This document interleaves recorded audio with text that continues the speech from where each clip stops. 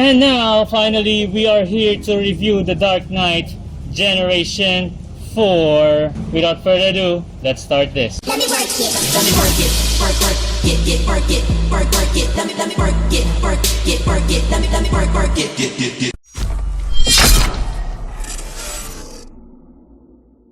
We will now proceed to our last part, which is the pros and the cons of the unit, and with that I'll be with Bryce in this video. So Eric, I need you to disappear just for this video. Alright, so in 3, 2, 1, and we have Bryce right here, our Supreme Commander in the house, y'all.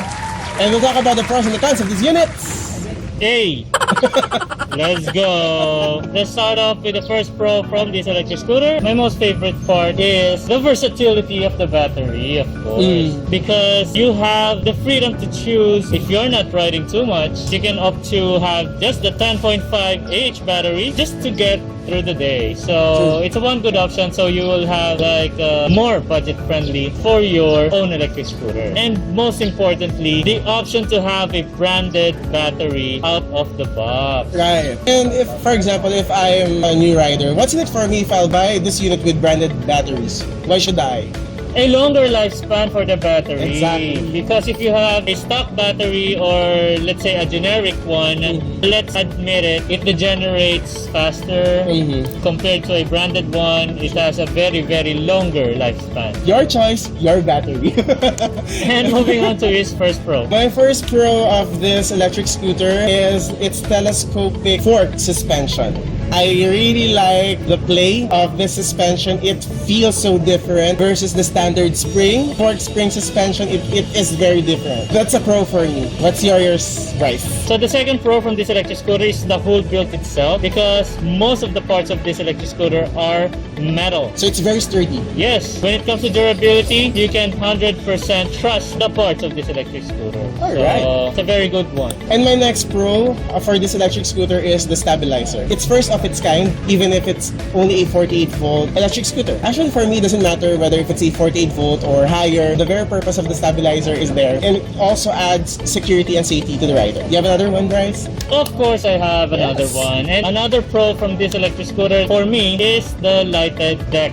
It has a remote control, right? Yes, it has a remote control to control or program the color that you want. Compared to the other stock lighted decks that comes out of the box, doesn't have any controls for your own color preference. So this one, you can control it. So that's one good pro from the DarKnight Gen4 Plus.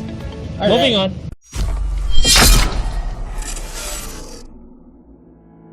My next pro is the stock signal lights and even the park and the blinkers, the whole system at the back, because it's very important, especially when you're riding it at night. And we've also tested it in this broad daylight. It's already almost 12 o'clock right now. It's so weird, but it's so good that it's visible even in broad daylight. We've had a lot of scooters that have this, signal lights and all, and they are not visible in broad daylight. So this is a huge leap. This is a very big difference for the DarKnight Gen4 Plus, especially when it comes to these lights that it has installed. I strongly agree, actually, especially the signal light from this electric scooter.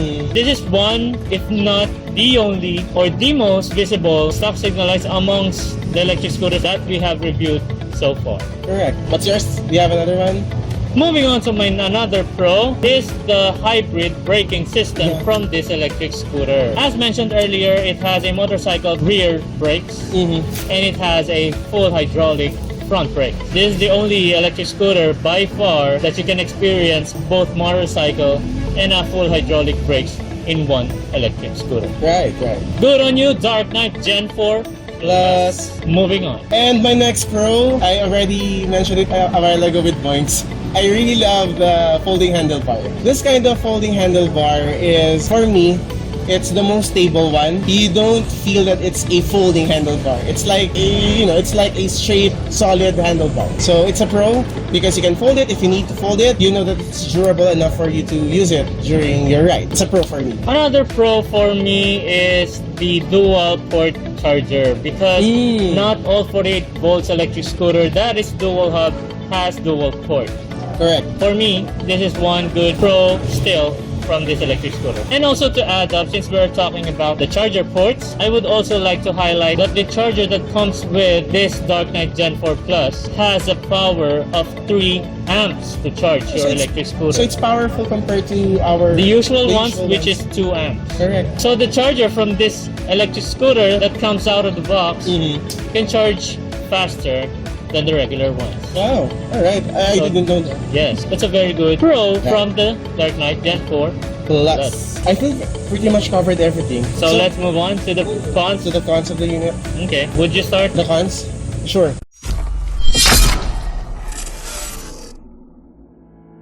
And for discounts for this electric scooter, you can send us a message sa Team Kabalyero Facebook page para makuha ninyo ang discount code for the DarKnight Gen4 Plus. So, kita-kits tayo doon mga kabalyeros sa Facebook page. Don't forget to like it. Alright, let's go.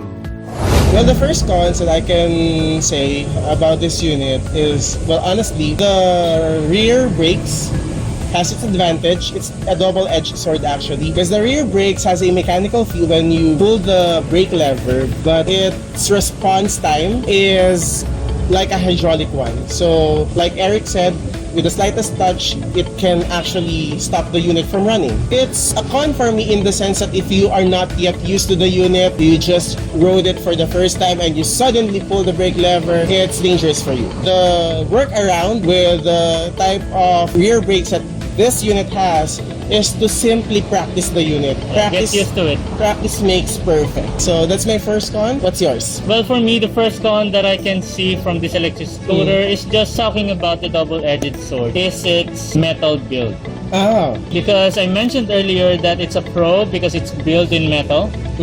But the one that has been compromised is its weight. If you have been watching our reviews, you know by now that I'm always a fan of mid-range light scooters. As long as it's around 30 kilograms, it's tolerable for me. So yeah, for me, I think that is the one that has been compromised due to its build. But yeah, it's my preference. That's why it's my first con. And I'm trying to find out my second one actually. Because really my second one is actually about the heft of the unit. It's for me, actually your first is my second con.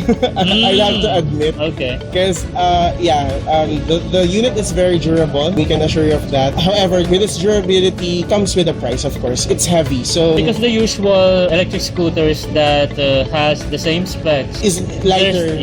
They're way lighter than this one. You will be compromising portability. That's my little con for this unit. So if weight is not a problem, then this electric scooter will work for you. And that wraps up our pros and cons from the DarKnight Gen4 Plus. So moving on to our special guest for today. Alright. To tell you the location, the address, of course the location, and also how to contact them, and with their social accounts, and also a few words from him, the owner of Iskuter at Ibaba and one of the distributors of the DarKnight Gen4 Plus. He is none other than Carl Franco Desu. And he will be here in 3, 2, 1. And there he is. He will be telling you the location and how to contact them at Iskuter at Ibaba. Let's go. Hello, good afternoon po, Kabalyeros. Maraming salamat sa panonood na. So, ang DarKnight, meron po tayong 4 na pwedeng pagkuhanan. Bulacan, which is Scooter Zone Bulacan. Atlas, Biñan, Laguna. Atlas Motors on Biñan, Laguna. EKStatik Wheels on Manila area. So, near SM Manila. And, of course, ako po sa Makati-Taguig, basta near BGC po. So, along Pembo. So, napakalapit niya sa BGC. So, yung 4 branches na 4 store na yan na pwede kayong kumuha ng DarKnight po. Gen4, Gen4 Lite, and soon, Gen5. Lalabas po. Yes, as well, teaser, we will be having a DarKnight Gen5 as well. And how to contact your shop. Lahat po yan, may mga FB page. So, EKStatik Wheels, Scooter Zone Bulacan, Atlas Motors, and Scooter at iba pa.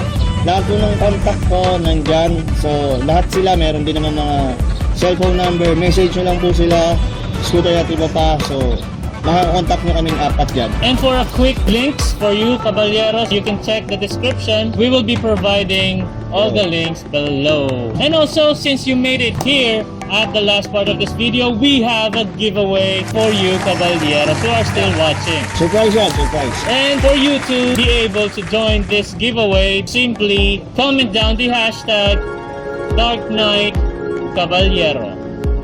That's DarKnight Kabalyero. And you will be having an entry for our next week's Roleta done by our Roleta Master Miko. So there will be 5 winners, correct? Yes, 5. Again, so salamat Team Kabalyero, lalo na kay Bryce, You're welcome. Nico, kay Eric, saka kay Moings. So thank you sa pagsama. Salamat po sa lahat, sa customer ng scooter at iba pa na pabalik-balik. Maraming salamat po sa inyo. And to wrap up our review for this electric scooter, we will be calling back 3 of our Team Kabalyero members. In 3, 2, 1. And we are now complete, including the 3 reviewers earlier. And Kabalyeros, if you like our review, don't forget to click that like button. And if you want to know the winners for next week, don't forget to click that subscribe button and hit that notification bell so you will be notified when our Roleta Master Miko videos has been uploaded. And for our question of the day, What are the top 3 features that you like about the DarKnight Gen4? Plus, write down in the comments below. We want to know. And that's it for today, Kabalyeros. See you on the next one. Peace. Shout out to Electric Night Riders Bataan. Huwag niyong kakalimutan na mag-subscribe sa channel niya. Let's go! Shout out kay Jason Manguera, Jason TV, and Dimitri, Time Traveler YouTube channel niya. So paki-like na lang po. Time-lapse Traveler. Time-lapse Traveler. Yes, so shout out to both of the channels. Subscribe to their channels as well. And maraming salamat ulit kay Jason TV for creating our additional intro for Team Kabalyero. Moving on. Shout out kay JV Castromero. Shout out to Pammy and Chris. Hey! Of Blackpink. Let's go in your area. Shout out kay Alex Gonzaga, ang favorite na vlogger ng asawa ko. Let's go! And shout out din sa wife ko niya. Ayun! Lumin, let's go! Baka mabasa ko so shout out kay Mrs. Hey! Ako rin, shout out kay Beyonce. Kayo na may mga partners. Future, let's go! Bye-bye!